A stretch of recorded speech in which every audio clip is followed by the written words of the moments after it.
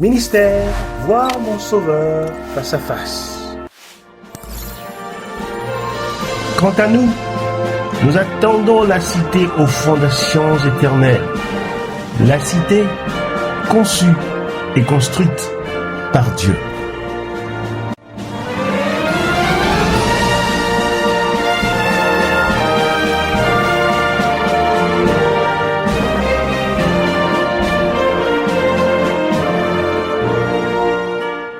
Frères de la foi, nous saluons dans le nom précieux de l'enseignant Jésus-Christ. De la méditation précédente, nous avons parlé de l'abomination et de la désolation précédant le retour de l'enseignant Jésus-Christ. Nous avons fait le lien entre le culte à la reine du ciel, l'adoration du dieu Baal et la Babylone moderne. La Bible par le prophète Jérémie nous raconte comment Dieu fut irrité par le culte à la reine du ciel par les enfants d'Israël. Jérémie le chapitre 7, le verset 18 et Jérémie le chapitre 44, les versets 15 à 17. Après la chute de l'ancien empire babylonien, ceux-ci s'installèrent à Pergame, Apocalypse chapitre 2, le verset 13, puis s'établirent plus tard dans la Rome actuelle. Nous comprenons donc pourquoi la Bible nous parle de la chute de Babylone dans les dernières pages de la Bible, dans le livre de l'Apocalypse, juste avant le retour de Jésus et la fin du péché. Apocalypse, le chapitre 17, 18 et 19. La méditation de ce jour s'intitule « À tous ceux qui auront aimé sa venue ».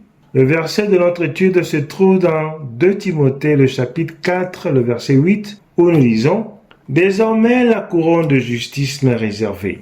Le Seigneur, le juste juge, me la donnera en ce jour-là, non seulement à moi, mais encore à tous ceux qui auront aimé sa venue. » Prions le Seigneur. Éternel notre Dieu, notre Père, nous te rendons grâce pour le privilège que tu nous donnes une fois encore d'étudier ta parole. Nous te supplions de nous donner ton Esprit Saint afin que nous puissions nous préparer pour ce grand jour. Au nom de notre Seigneur Jésus-Christ. Amen. L'apôtre Paul, dans sa deuxième épître à Timothée, écrit que la couronne de vie, couronne de justice, sera réservée à ceux qui auront aimé la venue ou le retour de Jésus-Christ. Pour ainsi dire, Jésus-Christ viendra chercher ceux qui ont aimé son retour. Si c'est le cas, pourquoi Jésus revient-il chercher et couronner seulement ceux qui auront aimé sa venue? Rien qu'à penser à ce verset, cette réalité semble difficile à accepter. Dans la préparation de ce message, nous avons essayé d'interroger certaines personnes afin qu'elles nous disent pourquoi, selon elles, Paul nous fait comprendre que Jésus-Christ vient donner la couronne à ceux qui auront aimé son avènement. La première réponse que nous avons reçue, la voici. Quelqu'un qui aime la venue du Seigneur Jésus-Christ est quelqu'un qui aurait été un disciple de Jésus, quelqu'un qui a compris le plan du salut et a l'assurance de ce salut. Et cette personne sait que le retour de Jésus-Christ est la consommation de la victoire sur le mal et sur la tribulation des justes. Une telle personne ne peut qu'attendre avec contemplation et soif le retour de Jésus-Christ. Une telle compréhension limite son attirance pour les choses de ce monde et lui fait lever les yeux vers Jésus-Christ. Une telle personne ne peut qu'accepter volontiers de perdre les richesses terrestres et d'accepter les frustrations de ce monde. Ainsi, Jésus-Christ viendra donner à une telle personne la couronne de justice. La deuxième réponse, Jésus-Christ ne vient chercher que ceux qui aiment sa venue, car il ne veut pas que ceux qui lui désobéissent soient dans son royaume. La troisième réponse, Jésus-Christ revient chercher ceux qui aiment sa venue, car il respecte le choix de ceux qui n'aiment pas son avènement. Voilà les réponses que nous avons obtenues. Chers frères et sœurs en Christ, depuis l'entrée du péché dans le monde, le Créateur est descendu dans le jardin d'Éden pour constater les dégâts causés par le péché. Il a recouvert Adam et Ève de peau d'agneau, symbole de sa justice, et a promis de venir mourir pour sauver l'homme de la vie du péché à laquelle il était désormais exposé. Comme promis au temps fixé, Jésus-Christ vint mourir sur la croix pour délivrer l'homme de la condamnation, de la puissance et de la présence du péché. Avant de retourner au ciel, Jésus-Christ promit revenir chercher ceux qui ont aimé sa présence. Jean 14, verset 1.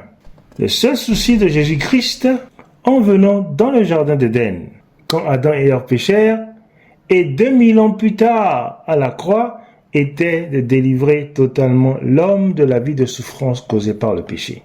Jésus-Christ alors revient redonner la vie éternelle à tous ceux qui veulent vivre en sa présence pour toute une éternité dans une vie sans péché.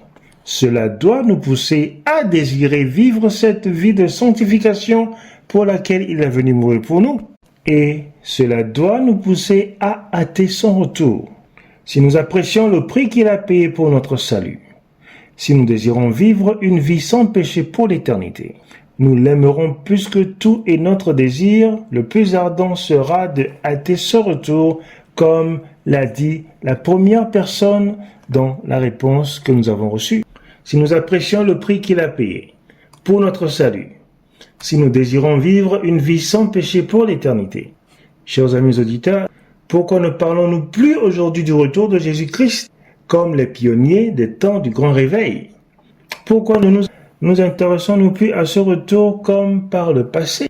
Avons-nous trouvé quelque chose de mieux dans ce monde, puisque la vie éternelle pour laquelle Jésus est mort? Si nous ne nous intéressons pas au retour de Jésus, c'est que la vie éternelle ne nous intéresse pas non plus.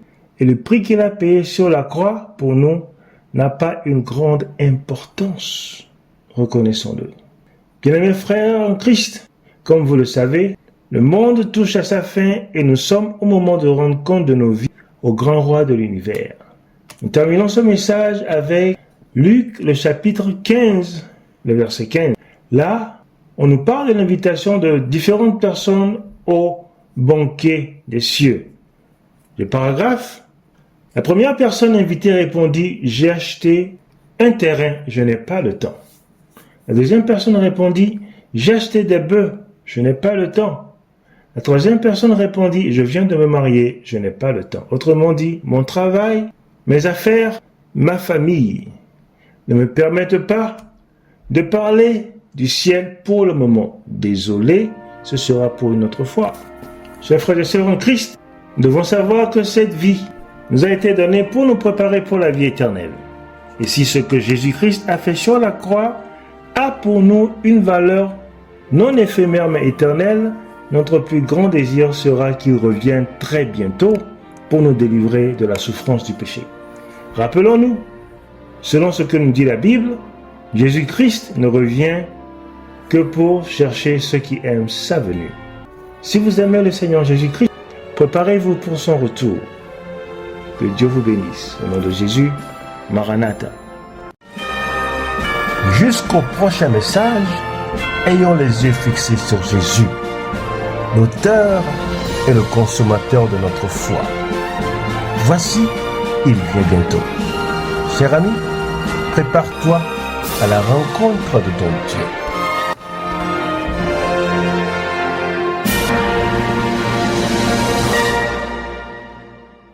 Si vous avez aimé cette vidéo, merci de vous abonner à Alliance Éternelle 7 et à bientôt. Bye.